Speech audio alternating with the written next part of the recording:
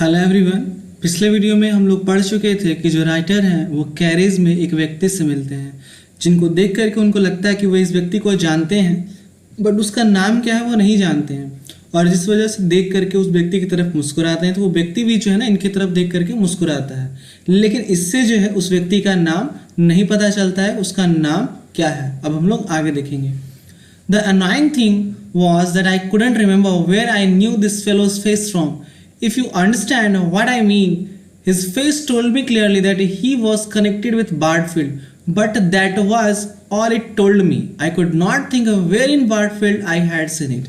अब आगे जो है ना वो जो नरेटर है, जो राइटर, वो कह रहे हैं कि जो सबसे ज़्यादा अनोइंग था ना, सबसे जो ट्रबलिंग थिंग था, जो बॉदरिंग था, वो क्या था कि that I couldn't remember where I knew this fellow face from, कि वो ये नहीं जानते थे कि वो किस जगह से है, किस प्लेस से है वो व्यक्ति। If you understand what I mean, अब इसका मतलब कंफ्यूज हो रहे होंगे ना कि वो कहते थे कि उनको जगह का नाम तो पता है, फिर ऐसा वो क्यों कह रहे हैं कि उनका जगह का नाम नहीं पता है। तो आगे समझाते हैं कि उनके कहने का मतलब है कि वो फेस देख करके उसको बार्डफील्ड से तो कनेक्ट कर रहे हैं, लेकिन बार्डफील्ड में वो कहाँ का रहने वाला है ये उनको नहीं पता चल पा रहा था। I could not think where in Bardfield I had seen, देखो यहाँ पे लिखा हुआ है कि वो ये नहीं पता कर पा रहे थे कि बार्डफील्ड में उन्होंने इस व्यक्ति को कहाँ देखा है। I guessed he must be one of those fellows who have come to live lately in small houses by the bus stop, but I couldn't be sure. अब आगे जो वो कहते हैं कि वो कह रहे हैं कि वो अंदाज़ा लगाते हैं, मैं अंदाज़ा लगाता हूँ कि वो उनमें से एक होना चाहिए जो हाल फिलहाल क्या किए हैं, रहने के लिए आए हैं, जो हाल फिलहाल रहने के लिए आए हैं कहाँ पे, स्मॉल हाउसेज में। और वो स्मॉल हाउसेज कहाँ हैं, जो बस स्टॉप के नज़दीक है। बट वो श्योर नहीं थे, बट उनका अंदाज़ा था कि उनमें से कोई एक व्यक्ति होना चाहिए जो बस स्टॉप के नज़दीक जो छोटे छोटे घर है ना वहाँ पे रहने के लिए आया होगा हाल फिलहाल, लेकिन वो श्योर नहीं थे। Some of us who have lived in the place for a long time are rather unfriendly towards newcomers, but that's not my way. Never has been. I never know where the next bit of business is going to come from, and it may come from one of them. I can't afford to neglect chances.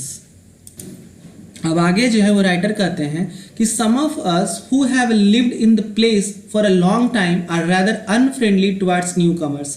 मतलब कि जैसा कि narrator हैं, तो narrator जैसे लोग जो बहुत दिनों से एक जगह पे रहते हैं वो न्यू कमर के साथ ना अनफ्रेंडली बिहेव करते हैं। मतलब कि सपोज करो ना कि अगर हमारे मोहल्ले में कोई न्यू व्यक्ति, हमारे मोहल्ले में छोड़ दो, अगर किसी मोहल्ले में एक न्यू व्यक्ति ना घर बनाना शुरू कर दे, तो लोग क्या करते हैं, उसके पड़ोसी लोग जो क्या करते हैं ना उसको परेशान करना शुरू कर देते हैं कि आप इधर रास्ता हमको दीजिए, आप इधर ये कीजिए। तो इन द सेम वे है ना, जो राइटर है वो हम लोग को समझाना चाह रहे हैं कि उन जैसे जो लोग होते हैं वो न्यू कमर्स के साथ कैसे होते हैं, अनफ्रेंडली होते हैं। लेकिन राइटर के साथ ऐसा नहीं है, कभी भी ऐसा नहीं हुआ, क्योंकि राइटर को लगता था ना कि I never know where the next bit of business is going to come. क्योंकि जो राइटर को लगता था कि पता नहीं अगला बिजनेस उनका किनके साथ शुरू हो जाए, कहाँ से आ जाए, और हो सकता है ना कि वो किसी के साथ अनफ्रेंडली हो जाए, और हो सकता है अगला बिजनेस उसी के साथ शुरू हो जाए या अगला काम उसी से आ जाए। तो इससे क्या होगा, उनका जो बिजनेस है वो अफेक्टेड हो जाएगा और उनका जो बिजनेस है वो लॉस में चला जाएगा। इसलिए जो है वो ऐसे काम कभी नहीं करते थे कि चाहे वो न्यू कमर हो चाहे वो ओल्ड कमर हो, किसी के साथ भी वो बुरा बर्ताव नहीं करते थे, सभी के साथ फ्रेंडली रहते थे। I can't afford to neglect chances. अब वो कहते हैं ना कि मतलब वो जो इन सारे अवसर को जो है ना वो नकार नहीं सकते थे कि मतलब खाली हाथ उसको जाने दें, बल्कि हर चीज़ को वो अवसर में बदलना चाहते थे। सोचते थे कि शायद इस व्यक्ति से बात हो जाए तो शायद इससे भी कुछ बिजनेस की बातें हो जाएगी। So when the two of us found ourselves alone in the carriage with room to stretch our legs and be a bit comfortable, I started to talk just as if we were old friends. अब आगे जो है वो writer कहते हैं so when the two of us, कि जब उन लोग जो थे ना वो अकेले बच गए उस कैरेज में, और रूम मतलब यहाँ पे क्या है, स्पेस, कि जब उन लोगों को इतना स्पेस मिल गया कि वो अपने पैरों को फैला सके और कंफर्टेबल हो सके, तो जो राइटर थे उन्होंने बात करना क्या किया, शुरू किया। ऐसे उन्होंने बात करना शुरू किया जैसे कि वो दोनों बहुत पुराने क्या हो, मित्र हो। But I can't say that I got much information out of him, लेकिन वो ये नहीं कह सकते थे कि उनको ना बहुत सारा इंफॉर्मेशन जो है उस व्यक्ति से जो उनके ठीक सामने बैठा था या जो उस कैरेज में बैठा हुआ था उससे उनको मिल पाया था। मतलब बहुत कम इंफॉर्मेशन उनको अभी तक मिला था। He spoke well with a quite friendly manner, but he told me very little. कह रहा है ना कि वो बहुत ही अच्छे में बात, बहुत ही मैत्रीपूर्ण तरीके से बात कर रहा था, लेकिन जो भी उसने अपने बारे में बताया वो बहुत कम था राइटर के लिए. I can generally find out what a man's work in 10.5 minutes. That's the time it takes from Ellingham to Bartfield by train. But I failed this time. अब आगे जो है वो राइटर कहते हैं कि जनरली उनके साथ किसी व्यक्ति के साथ अगर वो बात करते थे तो 10 मिनट से लेकर के आधे मिनट तक में वो क्या करते थे, 10.5 मिनट मतलब 10 से 10.5 मिनट तक लगभग में वो क्या करते थे, पता कर लेते थे कि वो व्यक्ति का काम क्या है, वो क्या करता है. लेकिन और ये जो 10 से 10.5 मिनट का समय है वो उतना ही समय लगता है एलिंघम से बार्टफील्ड तक पहुंचने में ट्रेन से. लेकिन इस टाइम वो फेल हो गए, इस टाइम ऐसा नहीं हुआ. He looked a bit tired. I remember as if he had been working too hard lately, and I thought maybe that made him unwilling to talk much. अब आगे जो है वो राइटर कहते हैं कि वो थोड़ा सा वो जो व्यक्ति था ना वो थका हुआ देखने से लग रहा था, और इसलिए जो है ना शायद इसलिए थक गया होगा कि वो बहुत देर तक बहुत कठिन मेहनत किया होगा, और इसलिए वो उन्होंने ऐसा सोचा, राइटर ऐसा सोचते हैं कि इसलिए वो थका हुआ था, इसलिए वो उसकी इच्छा ज़्यादा बात करने की नहीं थी. Do you generally travel down on this train? I asked him. That's usually a safe opening to a conversation because either they do travel or they don't, and 9 times out of 10 they will tell you why and what hours they work and what their work is. अब कह रहा है कि suppose करो आप जब भी कहीं बाहर जाते हो तो आप आपस में बातचीत कैसे करते हो. सपोज करो अगर आप पेरेंट्स के साथ हो तो आपके पेरेंट्स अगर बैठे हुए हैं तो सिंपली कहते हैं कि कहाँ आप भी जा रहे हैं, आपको पटना जाना है, और इसी से जो कन्वर्सेशन क्या हो जाता है, शुरू हो जाता है, और फिर धीरे धीरे धीरे धीरे जो कन्वर्सेशन चलते रहता है. या फिर हम लोग ऐसे स्टार्ट करते हैं कि आप हमेशा जाते हैं, इसी बस से जाते हैं, तो इससे भी कन्वर्सेशन स्टार्ट हो जाता है, फिर वे उस व्यक्ति के बारे में काफ़ी ज़्यादा इन्फॉर्मेशन मिल जाते हैं. तो इन द सेम वे जो है वो राइटर भी कहते हैं, पूछते हैं सवाल कि do you generally travel down on this train. उस व्यक्ति से पूछते हैं कि क्या आप प्राय जो इस ट्रेन से ट्रैवल करते हैं. I asked him. That's usually. अब आगे वो खुद कहते हैं ना कि ये एक बहुत ही अच्छा ओपनिंग है, कन्वर्सेशन है, बातचीत करने का, कि इससे क्या होता है ना कि अगर वो ट्रैवल करे या ना करे, लेकिन 10 में से 9 बार वो जरूर बताएगा कि क्यों और किस समय वो काम करता है और वो क्या काम करता है. कि सपोज करो ना पूछे कि आप हमेशा जाते हैं, तो नहीं हम आज ही जा रहे हैं, बाजार का काम था इसलिए. और अगर वो कहता हाँ हम हमेशा जाते हैं क्योंकि हम यहाँ काम करते हैं, इससे दोनों बातें पता चल जाती हैं और ये एक सेफ ओपनिंग भी होता है. It's only human nature. But he just smile and shook his head and said not generally, which wasn't much help. अब क्या है ना, आगे जो है वो जो व्यक्ति होता है वो कहता है, स्माइल करता है और अपने सिर को हिलाते हुए कहता है कि नहीं, हमेशा नहीं. विच wasn't help me, which wasn't much help. अब कह रहा है कि उसका इतना बोलना जो है ना, जैसे कोई पूछे और बोले नहीं अक्सर नहीं जाते हैं, बस इतना ही बोले, तो इससे थोड़ी ना कोई इन्फॉर्मेशन मिलेगा, इससे तो ज़्यादा इन्फॉर्मेशन मिलेगा नहीं. इन द सेम में जो राइटर भी है वो कहते हैं कि विच wasn't much help. Of course, I went on to talk about the train service in general, comparing its train with that, but still he said nothing. अब कह रहा है आगे भी जो राइटर हैं वो बहुत सारी बातें करते हैं ट्रेन की सर्विस के बारे में बातें करते हैं, इस ट्रेन को किसी दूसरे ट्रेन के साथ कंपेयर करते हैं, लेकिन वो जो व्यक्ति है ना वो कुछ कहता ही नहीं है, वो चुप रहता है. He just agreed with all I said, but he didn't seem to have any opinions of his own. जो भी राइटर कहते थे उसी में वो व्यक्ति ना हाँ में हाँ मिला देता था, उसका अपना कोई भी विचार वो नहीं बता रहा था. I told him I sometimes went up to the city by road, but that didn't make him talk either. अब आगे जो है ना वो राइटर जो बताते हैं कि कभी कभी जो है ना वो शहर जो है कैसे चले जाते हैं, तो रोड से भी चले जाते हैं, लेकिन इससे भी वो ज़्यादा बात नहीं किया, मतलब वो बिल्कुल चुप शांति था वो. I didn't think it would because you don't expect a fellow who lives in a cheap house to own a car. आगे वो कहते हैं कि I didn't think it would. वो कहते हैं कि ये जो व्यक्ति है ना वो पक्का जो है वो सड़क से नहीं जाता होगा, कार से नहीं जाता होगा. क्यों? क्योंकि आप उस व्यक्ति से जो एक छोटे से घर में रहता हो, चीप मतलब क्या होता है, सस्ता, एक सस्ते से घर में रहता हो और उसके पास अपना एक कार हो और वो रोड से कार से जाएगा, ऐसा आप उम्मीद नहीं कर सकते हो. Well, in the end, I had to give up. अब कह रहे हैं आगे राइटर कि अंततः जो है उनको क्या करना पड़ा, छोड़ देना पड़ा, उनको उम्मीद हार गए, मतलब वो हार गए, वो उससे ज़्यादा इन्फॉर्मेशन नहीं ले पाए. I had told him a lot about myself, of course, so as to make things pleasant. अब कह रहा है ना कि चीज़ों को अच्छे बनाने के लिए मतलब कन्वर्सेशन को अच्छा बनाने के लिए उन्होंने अपने बारे में बहुत सारी बातें जो है उन्होंने उसको क्या किया, बताया। I had been even boasted a little about a rather nice bit of business I had done that morning.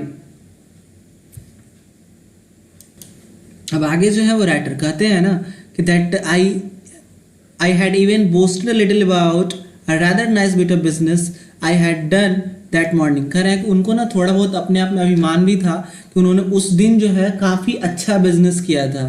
I have always found that there is nothing as good as boasting to start a fellow talking. कह रहे हैं ना कि वो कहते हैं कि ये इससे ज़्यादा अच्छा अभिमान हो ही नहीं सकता था कि किसी भी फेलो से क्या करना, बातें शुरू करना, उसके बारे में ढेर सारी इंफॉर्मेशन इकट्ठा करना। He seemed interested in a quite sort of way, but it was no good. अब कह रहा है he seemed interested in quite sort of way, वो कुछ मामलों में ऐसा लगता था कि वो इंटरेस्टेड है लेकिन इसका कोई फायदा नहीं था। मतलब कहना वो ये चाह रहे हैं कि उन्होंने जो इतना सारा मेहनत किया ना उसका उनको कोई भी फायदा नहीं मिल पाया और इसलिए वो क्या करते हैं, so I stop talking and started to read my paper. इसलिए वो बातें करना बंद कर देते हैं क्योंकि उनका अब कोई फायदा ही नहीं मिल रहा था। वो इतनी सारी बातें बताए जा रहे थे लेकिन जो व्यक्ति था अपने बारे में कुछ बोल ही नहीं रहा था, इसलिए वो बातें करना बंद कर देते हैं और पेपर पढ़ना शुरू कर देते हैं। And the next time I looked at him he had put his head back and gone off to sleep. अब जब दूसरे से मतलब अगले ही पल वो देखते हैं तो क्या देखते हैं कि वो जो व्यक्ति था ना वो अपना सिर पीछे रख करके और क्या करता है, वो सो जाता है। कौन सो जाता है? वो व्यक्ति जिससे वो बातें कर रहे थे और जिसको उन्होंने तंग आकर के कुछ नहीं बोल रहा था, इसलिए उन्होंने बातें बंद कर दी और पेपर पढ़ना शुरू कर दिया। और वो फिर क्या देखते हैं कि वो जो व्यक्ति था ना अपना सिर पीछे करके वो सो गया। We were just coming into the station then and though the train stopped rather suddenly it didn't seem to wake him। अब आगे जो वो कहते हैं कि वो लोग क्या है स्टेशन पहुंच चुके थे और ट्रेन जो थी लगभग रुक ही चुकी थी।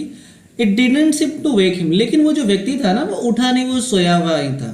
Well, I am a kind-hearted fellow and I wasn't going to let a Bartfield man be carried on all the way to the next stop if I could help it. So I touched him sharply on the knee।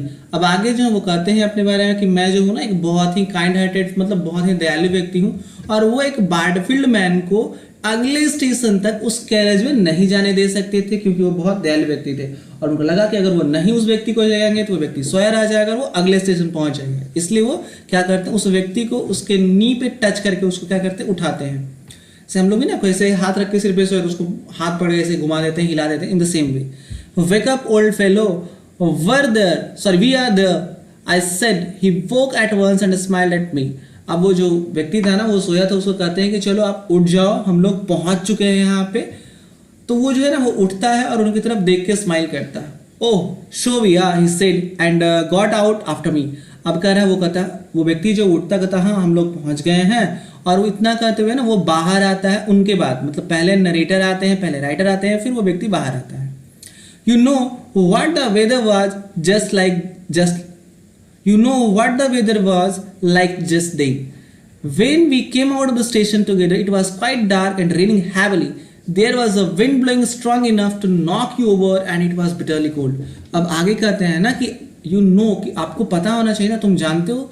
तो वो कह रहे हैं कि आप जानते हो कि वेदर जो है उसके बाद कैसा हुआ, क्या हुआ कि जैसे ही वो लोग स्टेशन में साथ से बाहर आए तो अचानक से पूरा अंधेरा हो गया और बहुत तेजी से बारिश होने लगा और जो हवाएं थी ना वो बहुत जोर से चल रही थी और इतना जोर से था ना लगता जैसे किसी को नॉक ओवर करने का मतलब वो गिरा देना, कि वो किसी को गिरा देगा। और बहुत ठंडी ठंडी हवा चल रही थी, मतलब ठंडी ठंडी मतलब गर्मी में जो ठंडा वाला हवा लगता है वो नहीं, मतलब बहुत ज़्यादा हार्श कर सकते हो, जो अनटॉलरेबल हो।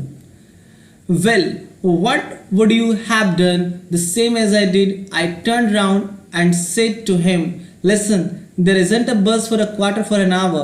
I have got my car in the station yard and if you are in one of those small houses, I can take you there. It's on my way।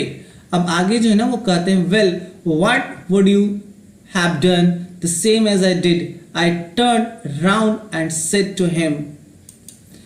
कहते हैं कि ठीक है, ये आपने क्या किया। The same as I did, जैसा कि मैंने किया। I turn round and said to him, मतलब ये सेम चीज़ें जो है ना, वो जैसे ये कहता है वैसा ही इन द सेम में जो है वो नरेटर भी कहते हैं, और उसके तरफ घूम करके कहते हैं कि लिसन, कि सुनिए, देयर इजंट अ बस for a quarter an hour, मतलब लगभग जो है ना वो पौने घंटे तक, मतलब 45 मिनट तक यहाँ पे कोई बस नहीं आने वाला है। I have got my car in the station yard, वो कहते हैं कि जो स्टेशन यार्ड मतलब जहाँ स्टेशन होता है ना, वो जगह को, तो जहाँ ऐसा तो नॉर्मली आप लोग नहीं देखे होंगे, बट जब भी कोई रेलवे जंक्शन होता है, बहुत बड़ा रेलवे स्टेशन होता है, तो उसके बाहर बहुत सारे गाड़ियों की पार्किंग की व्यवस्था होती है। तो वही वो राइटर भी कहते हैं कि उन्होंने अपना कार को क्या किया, स्टेशन यार्ड में रख दिया है, और कहते हैं कि अगर आप उन सारे छोटे घरों में से रहने वाले हैं, I can take you there, it's on my way, तो मैं आपको वहाँ पहुँचा सकता हूँ मैं अपने कार में बिठा करके।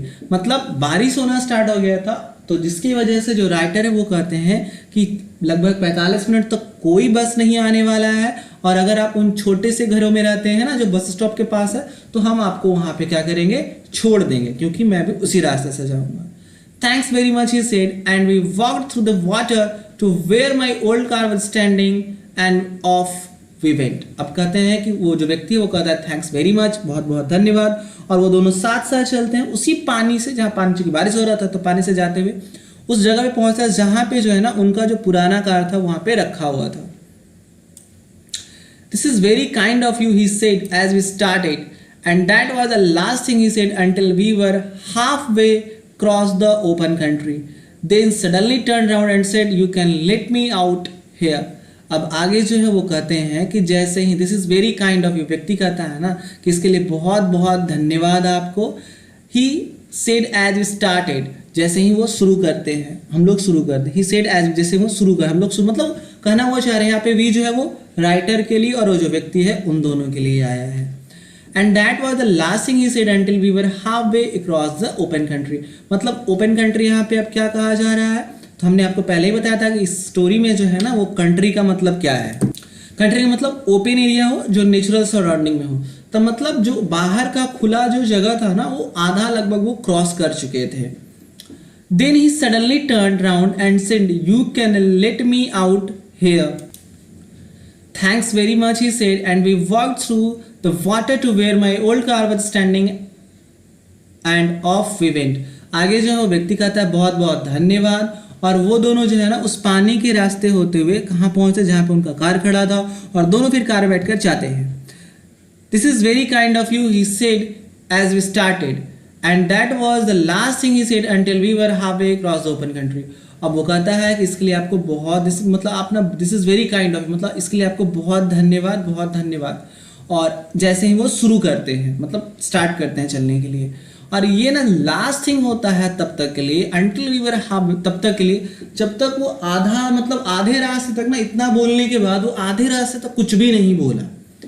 Then he suddenly turn round and said you can let me out here, और फिर वो जब आधा कंट्री कहने का मतलब यहाँ है ना ओपन कंट्री, मतलब हो गया कि जो खुला मैदान होता है, तो जब आधा खुला मैदान को, ओपन एरिया को क्रॉस कर जाते हैं, तब फिर वो कहता है कि you can let me out here, कि आप मुझे यहाँ पे छोड़ सकते हो, तो आप मुझे यहाँ पे क्या कीजिए, उतार दीजिए। ये कौन कहता है, वो व्यक्ति जो उनको उस कैरेज में मिला था।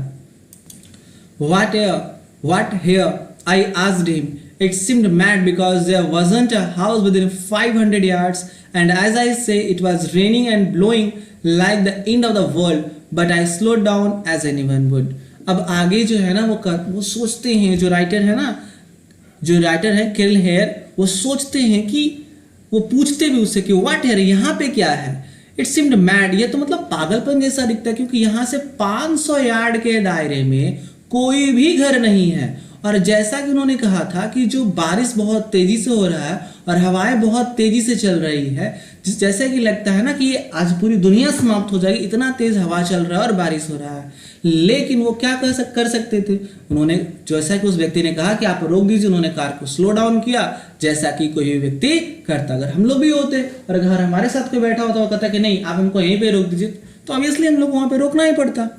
The next thing that happened was something hit me really hard on the back of the head. I fell forwards, and then everything went black. I can half remember being pulled out of the car, and when I came to my senses again, I was lying in the ditch with the rain pouring down on me with a bad headache, no car in sight, and my pockets as I found out later empty. अब बड़ा ही अजीब घटना हुआ। अगले ही पल जैसे उन्होंने car को रोका, अगले ही पल क्या हुआ कि उनके सिर के पीछे ना एक बहुत जोर से क्या लगा, चोट लगा। The next thing that happened was that something hit me really hard on the back of the head. सिर के पीछे से उनको बहुत जोर से लगा और जिसके वजह से वो आगे की ओर गिर गए। ऑब्वियसली अगर किसी व्यक्ति को पीछे से मारा जाएगा तो आगे की ओर क्या होगा, गिर जाएगा। वो आगे की ओर गिर जाते हैं और उनके सामने पूरा अंधकार छा जाता है, पूरा ब्लैक हो जाता है। अब कहते हैं ना उनको थोड़ा थोड़ा याद है कि उनको क्या किया गया था, कार से निकाला गया था। फिर बस उनको इतना ही थोड़ा थोड़ा याद था कि लास्ट टाइम क्या था, उनको जो है कार से निकाला गया था। उसके बाद उनके साथ क्या हुआ उनको कुछ नहीं पता था। And when I came to my senses again, मतलब इतना याद है कि उनको सिर पे मारा गया, वो आगे की ओर झुक गिर गए और फिर उनको कार से खींच के बाहर निकाला गया। इसके बाद उनको कुछ भी याद नहीं था। लेकिन जब वो वापस से जब होश में आते हैं तो वो अपने आप को क्या देखते हैं कि वो एक गड्ढे में पड़े। इसके पिछले वाले पेज में आपने देखा होगा, लेट मी शो यू।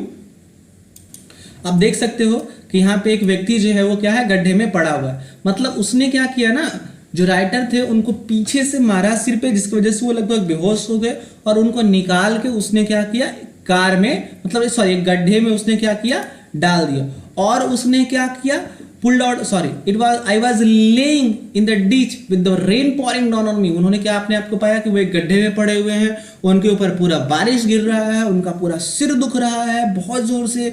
उनके आंखों के सामने कोई कार नहीं था, उनके पॉकेट से जितने भी पैसे थे उन्होंने अपने पॉकेट चेक किया तो उनका पॉकेट जो था वो भी खाली था, मतलब उनको लूट लिया गया था। I pulled myself up at last and somehow managed to walk into Wardfield. वो अपने आप को उस गड्ढे से बाहर निकालते हैं और अपने आप को संभालते हुए जो है वार्डफील्ड की तरफ बढ़ते हैं। I went straight to the police station of course. अब इसके तुरंत बाद वो कहाँ जाते हैं, सीधे पुलिस स्टेशन में जाते हैं। It's the first building you reach if you come that way. कह रहा है ना कि अगर किसी, आगे जो राइटर है वो कह रहे हैं कि अगर किसी के साथ ऐसा होता है तो ये पहला बिल्डिंग होगा जहां पे हम लोगों को पहुंचना चाहिए। And there I reported that someone had stolen my car, a new umbrella, a gold watch and 152 pounds 10 shillings in notes. आगे आते हैं और वहां पे ना वो रिपोर्ट लिखवाते हैं कि उनका एक कार था वो चोरी हो गया, उनका छन्ने वाला छाता, एक गोल्ड वॉच था वो भी चोरी हो गया और 152 मतलब 552 पाउंड और 10 shillings के नोट से वो भी क्या हो गए, चोरी हो गए। Of course, as soon as I got there, I remembered who the man was. अब कह रहा है ना कि जैसे ही वहां पे पहुंचते हैं तो उनको जो है वो याद I remembered who the man was, कि उनको याद है वो व्यक्ति कौन था। His picture was on the wall outside. जो जब वहां पुलिस स्टेशन पहुंचते हैं तो उस व्यक्ति ने उनको लूटा, उस व्यक्ति का जो चेहरा था ना वो दीवार के बाहर लगा हुआ था। I had seen it every day for a week. और वो उस चेहरा को सप्ताह के लगभग हर दिन देखते थे। अब सोचने की बात यहाँ पे ये है कि यहाँ पे जो राइटर है ना वो कहते अपने आप को बहुत समझदार समझते थे कि वो चेहरा को कभी भूलते ही नहीं है। नाम भूल सकते हैं बट चेहरा कभी नहीं भूल सकते हैं। लेकिन उनके साथ बड़ा अजीब घटना हो गई कि जिस चेहरे को वो रोज देखते थे दीवार पे टंगा हुआ, उसी चेहरे वाले व्यक्ति ने क्या किया, इनको लूट लिया। That's why his face remind me of Wardfield. और अब याद करो, उन्होंने कहा था कि उनको याद था कि उन्होंने बार्डफील्ड से, ये जो चेहरा है वो बार्डफील्ड से रिलेटेड है, लेकिन बार्डफील्ड में उन्होंने इस कहाँ देखा है इस चेहरे को, ये उनको नहीं याद था। लेकिन अब जब उन्होंने पुलिस स्टेशन के पास इस चेहरे को देखा तब उनको ये दिमाग में अब याद आ गया कि अरे तो वही व्यक्ति था ना जिसको हम डेली देखते थे, लेकिन हमको ये नहीं याद आ रहा था कि ये व्यक्ति बार्डफील्ड में कहाँ था। Under the picture were some words, wanted for a robbery with a violence and attempted murder. अब वहां पे लिखा हुआ भी था, वो चेहरा होता है ना, अगर कोई अपराधी होता है और वो बहुत वांटेड होता है तो उसके नाम के नीचे कुछ लिखा होता है, इतना का इनाम, बहुत खतरनाक है, इनसे बच के रहें, इन चीजों में वो क्या है, अपराधी है। तो उसके नीचे लिखा हुआ था क्या कि वांटेड फॉर रॉबरी, डकैती के लिए और मर्डर का अटेम्प्ट करने के लिए, हिंसा होने के लिए, इन सारी चीजों के लिए वो क्या है, वांटेड है, मतलब अपराधी है। जॉन और dear I have forgotten the name again, वो कहते हैं कि वो नाम भूल जाते हैं, उसका नाम क्या था, जॉन था। I just can't keep names in my head but that's the man, I tell you I never forget a face. वो कहते हैं कि I just can't keep names in my head, कि वो नाम को तो अपने दिमाग में नहीं रख सकते, लेकिन हाँ वो एक इंसान था और उसका चेहरा वो कभी नहीं भूलेंगे, क्योंकि उस व्यक्ति ने इनके साथ ऐसा काम ही किया है कि जिस चेहरे को ये कभी भूल ही नहीं सकते हैं। सो बेसिकली हम लोगों ने इस स्टोरी में क्या पढ़ा कि जो राइटर थे उनको चेहरा कभी भी वो चेहरे को भूलते नहीं थे, और इसके लिए वो अपने आप को बहुत ही ज़्यादा स्मार्ट भी समझते थे। बट एक दिन ऐसा हुआ, और वो बात करने के भी शौकीन थे, लेकिन एक दिन जब वो कैरेज में रहते हैं और एक व्यक्ति रहता है तो उनसे बात करना चाहते हैं। जब वो स्टेशन से बाहर आते हैं तो बहुत तेज़ी से बारिश होने लगता है, तो उनके साथ जो व्यक्ति होता है उसको अपने कार में लिफ्ट ऑफर करते हैं। बट जैसे ही वो आधे रास्ते में पहुंचते हैं जहाँ पे पूरा ओपन स्पेस होता है, कोई आता जाता नहीं है, तो वो व्यक्ति क्या करता है, कार रुकवाता है और इनके सिर के पीछे जोर से मार देता और इनके सारी चीज़ों को लूट लेता है। और जब ये रिपोर्ट लिखवाने के लिए पुलिस स्टेशन पहुंचते हैं तब उनको ये चेहरा दिखाई देता है वहाँ दीवार पे, और वहाँ पे जो दीवार पे था ना वहाँ पे लिखा हुआ भी था कि अटेम्प्टेड मर्डर का और रॉबरी का क्या है, वांटेड है। और तब उनको याद आता है कि अरे ये तो वही चेहरा है जिसको वो हर दिन देखते थे, लेकिन उनको ये नहीं याद आ रहा था कि ये चेहरा उन्होंने बार्ड फिल्म में कहाँ देखा था। So I hope you have understood the lesson very well. Thank you and have a nice day. Stay safe, stay healthy, stay happy.